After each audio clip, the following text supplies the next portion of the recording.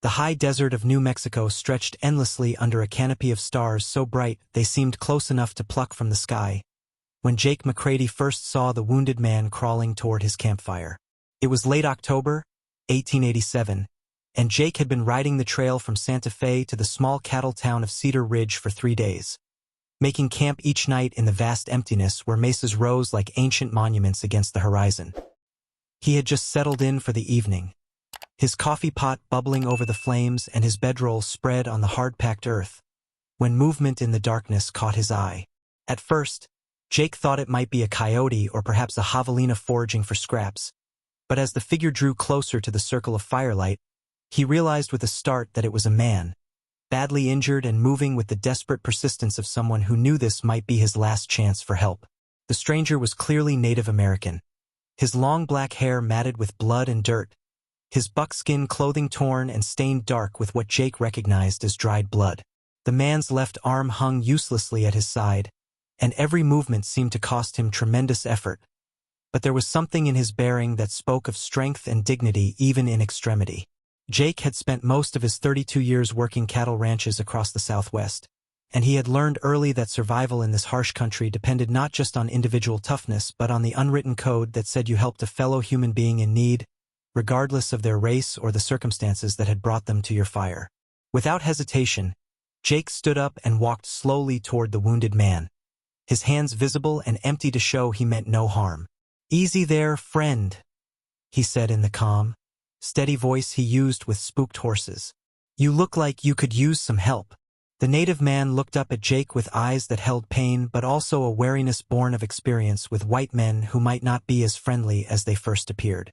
When he spoke, his English was accented but clear, and Jake could hear both exhaustion and pride in his voice.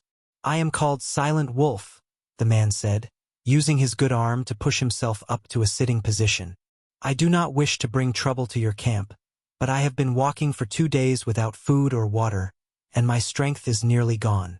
Jake knelt down beside Silent Wolf, keeping his movements slow and non-threatening while he assessed the man's injuries. The left shoulder was clearly dislocated or broken. There was a deep gash across his forehead that had stopped bleeding but needed cleaning, and from the way he favored his right leg, Jake suspected there might be other injuries hidden beneath the torn clothing. But what struck Jake most was the quiet dignity with which Silent Wolf bore his pain, the way he met Jake's eyes directly despite his vulnerable position, and the careful courtesy of his words even in extremity.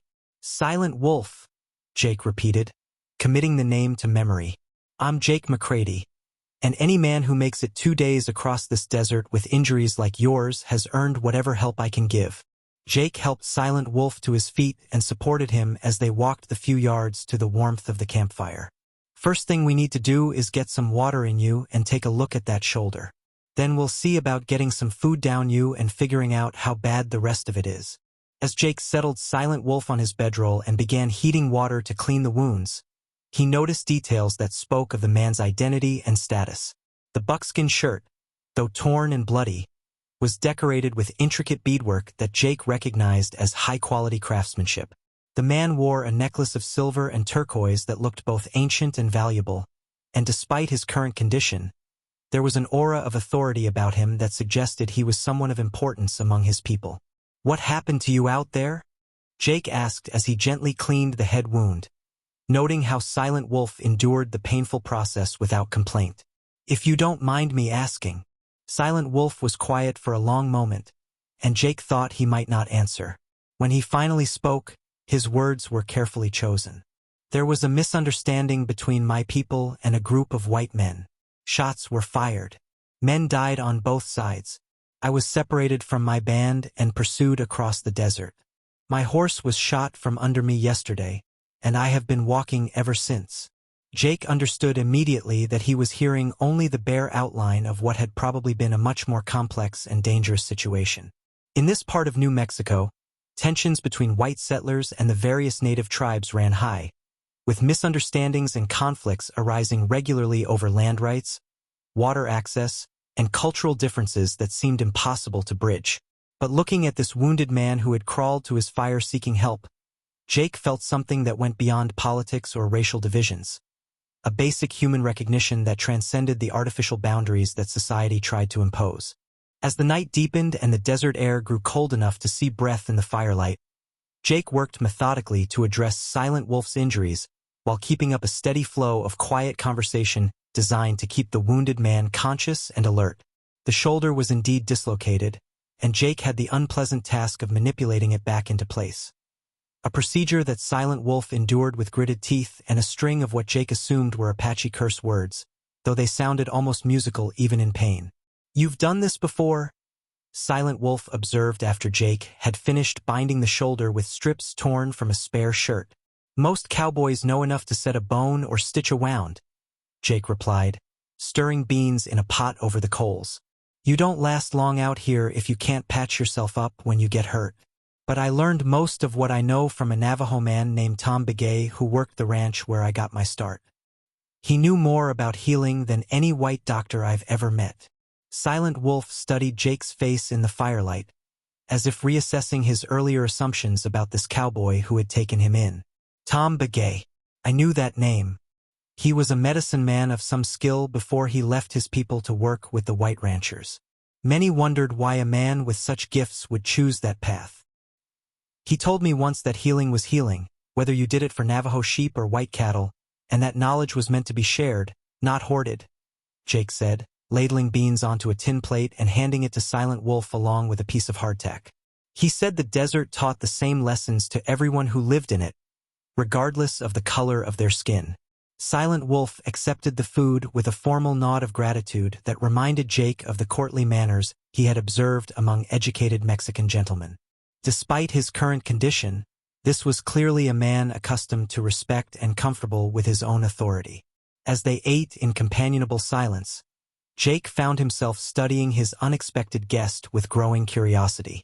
The beadwork on Silent Wolf's shirt, the quality of his weapons, a knife with an elaborately carved handle and a rifle that, though absent now, had clearly been a fine piece, and most of all, the way he carried himself even when wounded, all suggested that this was no ordinary warrior.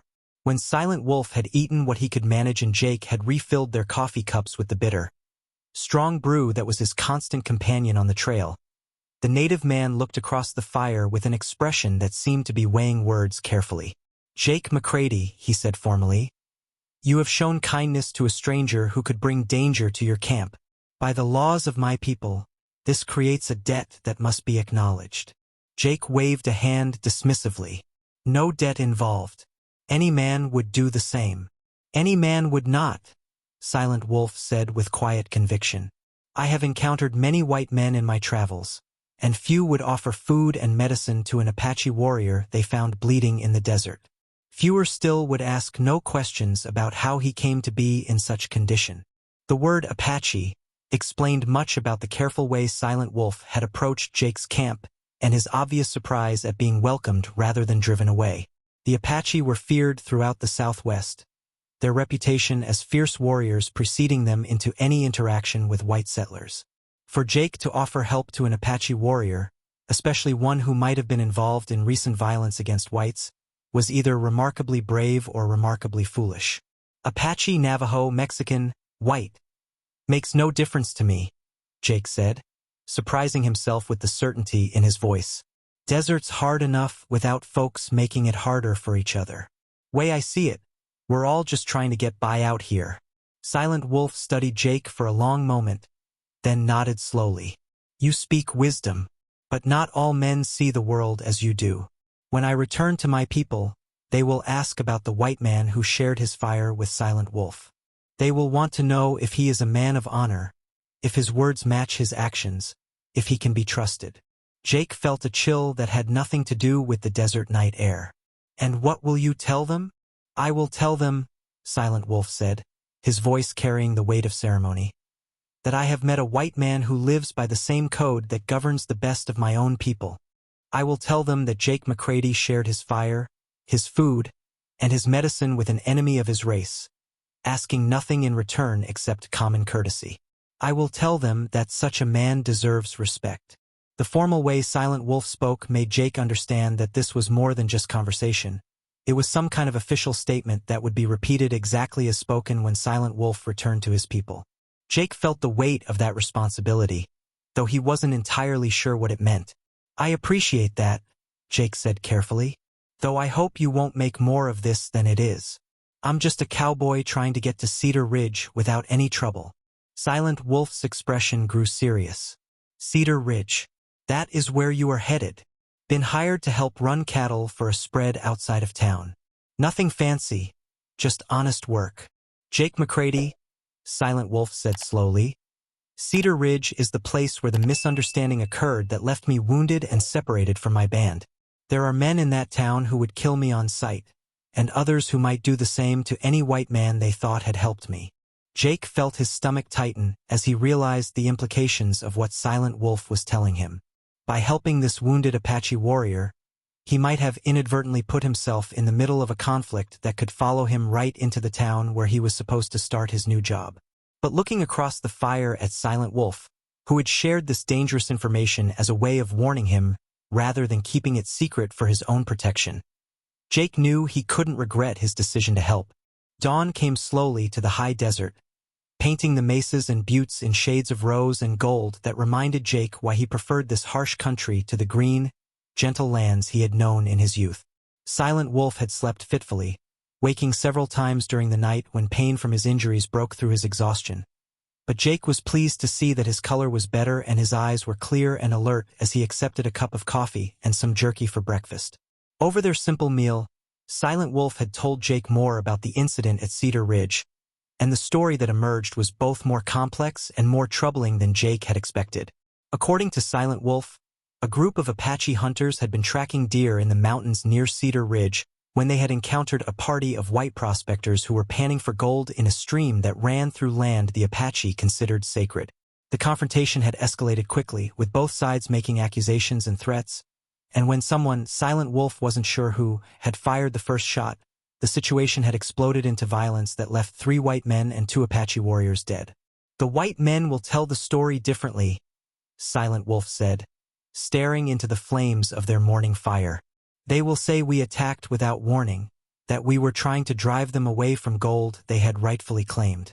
They will not speak of the sacred places they defiled with their digging, or the threats they made against our people." Jake understood the dynamics all too well. He had seen similar conflicts play out across the Southwest, usually with both sides convinced of their righteousness and neither willing to acknowledge the legitimacy of the other's claims. The tragedy was that these confrontations almost always escalated beyond any rational proportion to the original dispute, leaving dead on both sides and creating cycles of revenge that could last for generations. "What will your people do now?" Jake asked, though he suspected he already knew the answer. "They will seek justice for the deaths of our warriors," Silent Wolf replied simply, "and the white men of Cedar Ridge will seek revenge for the deaths of their people. Unless wisdom prevails, there will be more blood spilled before this matter is resolved." As they broke camp and prepared to continue their separate journeys, Jake found himself facing a decision that could affect not just his own immediate future, but potentially the lives of many people in Cedar Ridge. Silent Wolf was clearly an important man among his people. Jake had gradually gathered that he might be a war chief or tribal leader, and his survival could make the difference between further escalation and the possibility of peaceful resolution. But helping Silent Wolf reach his people safely would mean delaying Jake's own arrival in Cedar Ridge, and might put him at risk if anyone discovered what he had done. "Silent Wolf," Jake said as he saddled his horse, "how far do you have to travel to reach your people?" "Half a day's walk to the north, in the canyon country beyond those hills," Silent Wolf replied, pointing toward a series of red rock formations that rose from the desert floor like the ruins of ancient castles. "But I will not ask you to take me there. You have already done more than honor required." Jake stood quietly for a moment, one hand on his horse's neck while he thought through the implications of what he was considering. Finally, he turned to Silent Wolf with a decision that surprised even himself. "Honor's got nothing to do with it," he said. "You're hurt, you don't have a horse, and that's rough country even for a healthy man. I've got room for 2 on this horse, and I'd rather know you made it home safe than spend the next month wondering if you died in some arroyo because I was too worried about my own schedule." Silent Wolf looked at Jake with an expression that seemed to contain both surprise and something that might have been respect. "You would do this knowing it might delay your arrival at your new employment?" knowing it might put you at risk if the wrong people learned of it. I've been unemployed before and I've been at risk before, Jake said with a grin that took some of the solemnity out of the moment. Besides, any outfit that would fire a man for helping an injured traveler probably isn't the kind of outfit I'd want to work for anyway. What Jake didn't say, but what he was beginning to understand about himself, was that something about Silent Wolf's quiet dignity and the formal courtesy with which he had accepted help was calling forth a response that went beyond simple humanitarian concern. This felt like the beginning of something important, though Jake couldn't have said exactly what.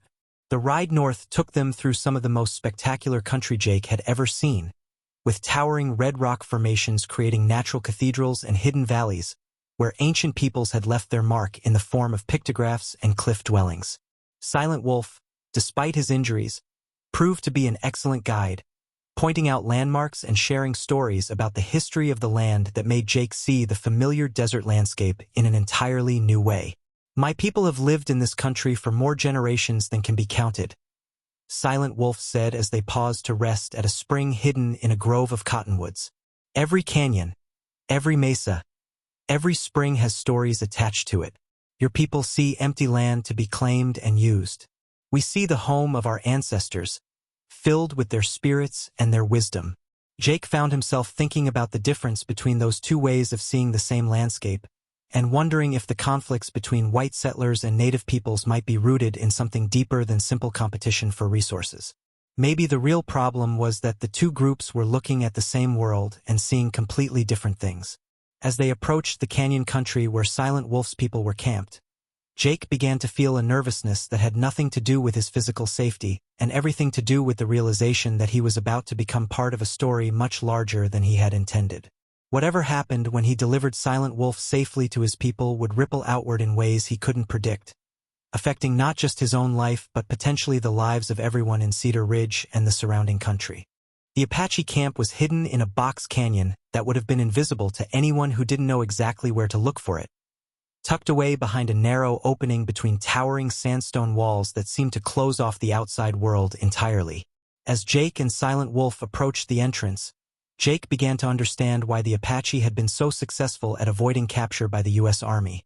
This country was a maze of hidden valleys and secret passages that could shelter an entire tribe while remaining completely invisible to outsiders. The first sign that they were being watched came when Silent Wolf raised his good arm and made a series of hand signals toward what appeared to be empty rocks. Within moments, Apache warriors began materializing from concealment with the silent efficiency that had made them legendary throughout the Southwest.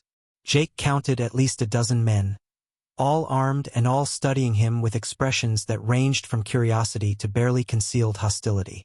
He kept his hands visible and his movements slow, understanding that his life might depend on Silent Wolf's ability to explain his presence before someone decided to eliminate a potential threat.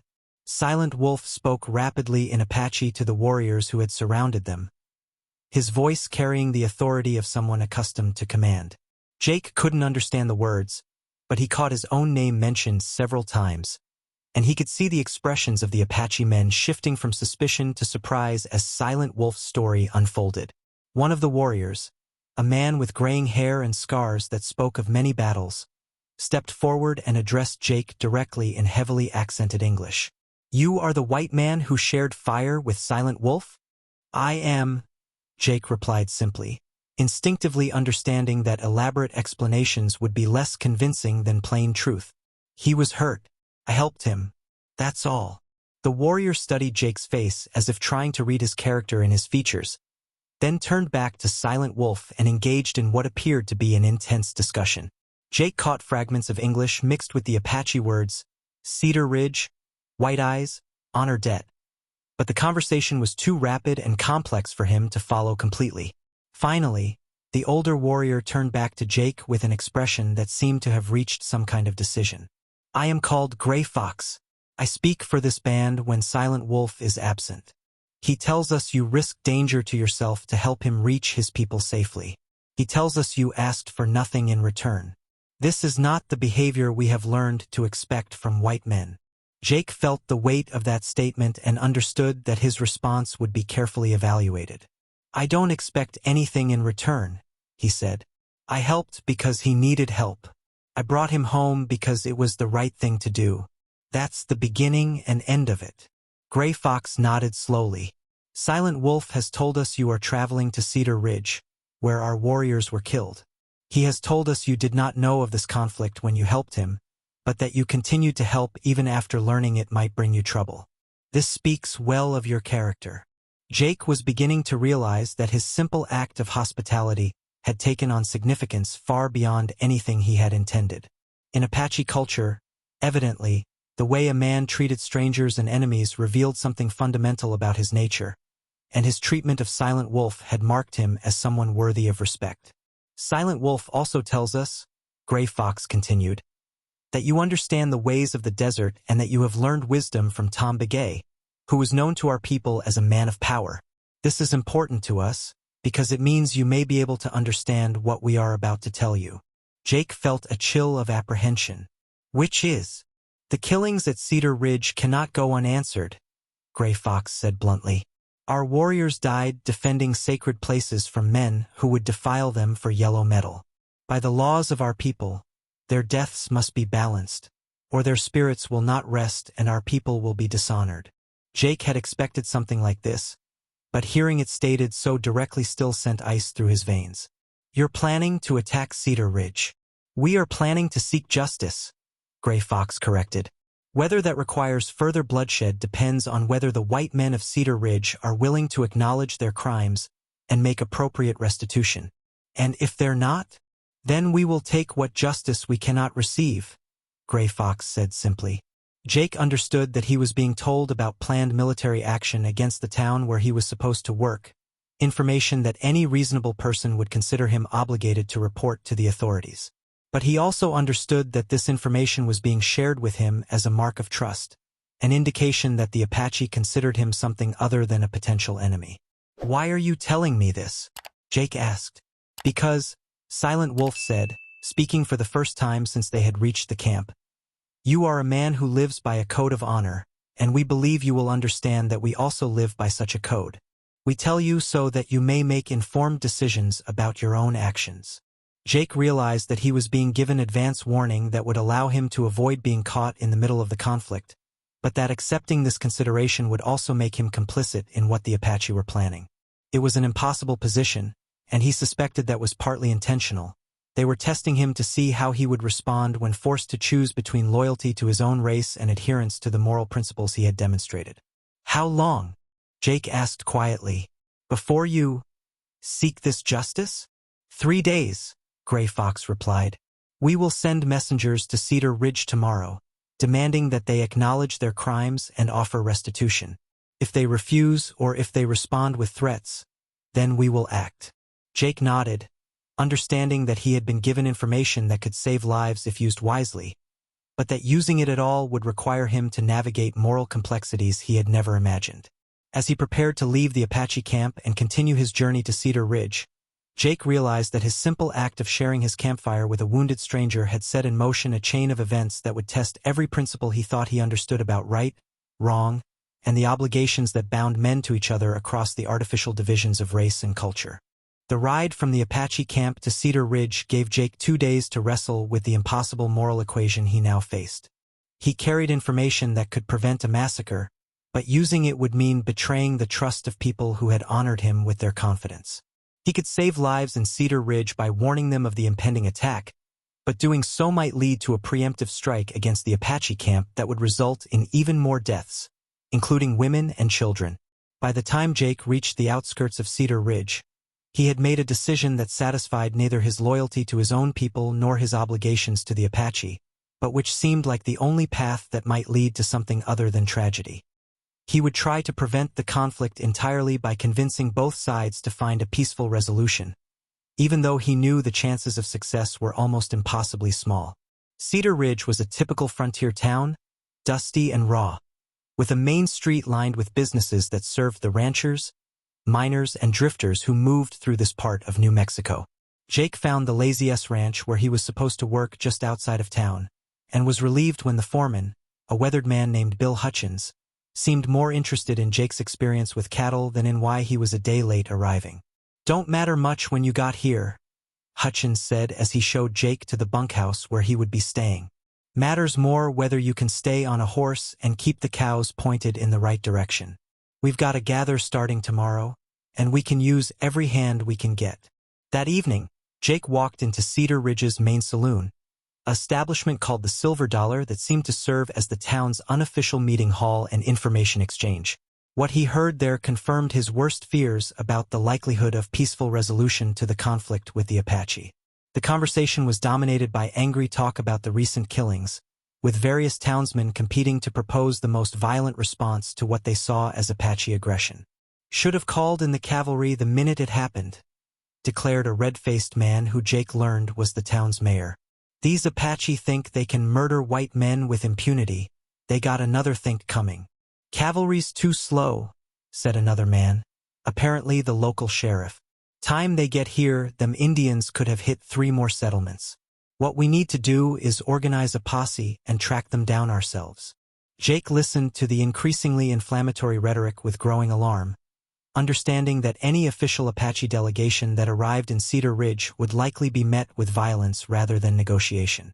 The white men of the town had convinced themselves that they had been the victims of unprovoked aggression, and they were in no mood to consider Apache grievances or claims to the land where the prospectors had been killed. When Jake finally worked up the courage to suggest that there might be 2 sides to the story, the reaction was swift and hostile. "You wasn't here when they brought in them 3 bodies," the sheriff said coldly. "You didn't see what them savages did to good Christian men who was just trying to make an honest living. So maybe you ought to keep your opinions to yourself until you know what you're talking about." Jake understood that he had just been warned to stay out of local affairs, and that pushing the matter further would only make him an object of suspicion. But he also understood that the Apache delegation that was supposed to arrive tomorrow would be walking into a town full of armed men who had already decided that the only good Apache was a dead Apache. That night, Jake lay awake in his bunk, staring at the ceiling and trying to find some way to prevent the disaster he could see coming. By morning, he had settled on a desperate plan that would require him to violate the trust of both sides, but which might be the only way to save lives on both sides of the conflict. At dawn, Jake saddled his horse and rode out of town, ostensibly to check on cattle in the northern pastures but actually to intercept the Apache delegation before they could reach Cedar Ridge. He found them exactly where he expected, following an old trail that would bring them into town from the east. There were 3 Apache warriors, including one Jake recognized from the camp, riding under a white flag but heavily armed and clearly prepared for trouble. "Jake McCready," the lead warrior said when he recognized Jake. "You ride far from your work." "I ride to bring you warning," Jake said bluntly. "The men of Cedar Ridge are not prepared to listen to your words. They are armed and angry, and they will likely shoot before you can speak." The warrior studied Jake's face carefully. "And why do you bring us this warning? What concern is it of yours if Apache warriors die?" "Because," Jake said, surprising himself with the conviction in his voice, "I've seen enough good men die over misunderstandings, and because Silent Wolf trusted me with the truth about what happened, and I owe it to him to try to prevent more killing." The warriors conferred among themselves in rapid Apache. Then the leader turned back to Jake with a decision that seemed to have cost him considerable internal struggle. "We will not enter the town," he said finally. "But neither will we abandon our mission. If the white men will not meet with us in their town, then they must meet with us elsewhere, on neutral ground where honor may be satisfied without bloodshed." Jake felt a surge of hope mixed with terror as he realized what the warrior was proposing. "You want me to arrange a meeting? You are known to both sides. You have shown yourself to be a man of honor. If anyone can convince the white men to meet and talk rather than fight, it is you." Jake understood that he was being asked to become a mediator in a conflict that could easily cost him his life if either side decided he had betrayed them. But he also understood that this might be the only chance to prevent a war that would devastate both communities. "I'll try," Jake said, "but I can't promise anything. The men in town are convinced you attacked without cause, and they want revenge more than they want justice." "Then you must help them understand the difference," the warrior replied. "And you must help them understand that revenge taken without justice will only lead to more revenge, until all our children are orphans and all our women are widows." Convincing the town of Cedar Ridge to agree to a peace meeting proved even more difficult than Jake had anticipated. When he returned to town and suggested that the Apache might be willing to negotiate, the response was immediate and hostile. Negotiate! Mayor Thompson's face turned an even deeper shade of red. They murdered 3 of our men in cold blood, and you want us to sit down and chat with them like they're civilized human beings? What I want, Jake said carefully, is to prevent this from turning into a war that gets a lot more people killed. The Apache are willing to meet on neutral ground to discuss what happened. That seems like a better option than having them attack the town, which is what they'll do if this doesn't get resolved peacefully. Sheriff Morrison leaned back in his chair and studied Jake with suspicious eyes. How exactly do you know what the Apache are planning? You been talking to them? Jake realized he was walking a very narrow line between truth and betrayal. I've heard things. Word gets around. Point is, we've got a chance to settle this without more bloodshed, but only if we're willing to listen to their side of the story. Their side? Mayor Thompson slammed his hand on the desk. Their side is that they think they can kill white men anytime they feel like it. That's the only side they got. The meeting dragged on for 2 hours, with Jake gradually wearing down the opposition through a combination of logical arguments and careful manipulation of the town leaders' fears. He pointed out that if the Apache attacked Cedar Ridge, the town's men would be outnumbered and outfought by warriors who knew the country better than anyone. He suggested that the territorial governor would be more likely to send military protection to a town that had attempted peaceful resolution than to one that had provoked a war through its own stubbornness. Most effectively, he appealed to their sense of Christian duty, arguing that refusing to even meet with the Apache would make them look like the aggressors in any official investigation. Finally, reluctantly, the town leaders agreed to send a delegation to meet with the Apache representatives at a neutral site, an abandoned trading post halfway between Cedar Ridge and the Apache camp. The meeting would be limited to 3 men from each side, all unarmed, with the understanding that any treachery by either side would result in immediate warfare with no quarter given. Jake volunteered to be one of the 3 white representatives, along with Mayor Thompson and Sheriff Morrison, a decision that none of them seemed entirely comfortable with but which they accepted because of his apparent connections to the Apache side. The meeting was scheduled for 2 days later, giving both sides time to prepare and both sides time to reconsider. Jake spent those 2 days in a state of nervous tension, knowing that he had probably saved lives in the short term, but uncertain whether he had simply delayed an inevitable conflict or created a genuine opportunity for peace. The abandoned trading post where they were to meet had been built by Mexican traders decades earlier, then abandoned when Apache raids made the location too dangerous for regular commerce.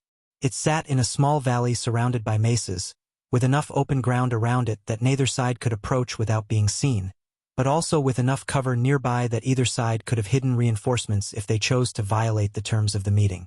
Jake arrived with Mayor Thompson and Sheriff Morrison just as the sun reached its zenith, the desert heat making their horses restless and their own nerves even more frayed than they had been during the ride out from town. The 3 Apache representatives were already there, sitting in the shade of the trading post's collapsed roof, their horses picketed nearby and their weapons conspicuously absent. Jake recognized one of them as the warrior who had led the delegation toward Cedar Ridge, but the other 2 were strangers, older men with the bearing of chiefs or senior war leaders. Well, Mayor Thompson said, mopping sweat from his forehead. Here we are. Now what? Now we find out if men can talk to each other instead of shooting at each other, Jake replied, though he was far from certain of the answer himself. The Apache warriors stood as the white men approached, and Jake noticed that they had positioned themselves with their backs to the ancient stone walls of the trading post, a defensive arrangement that would make it difficult for anyone to approach them from behind.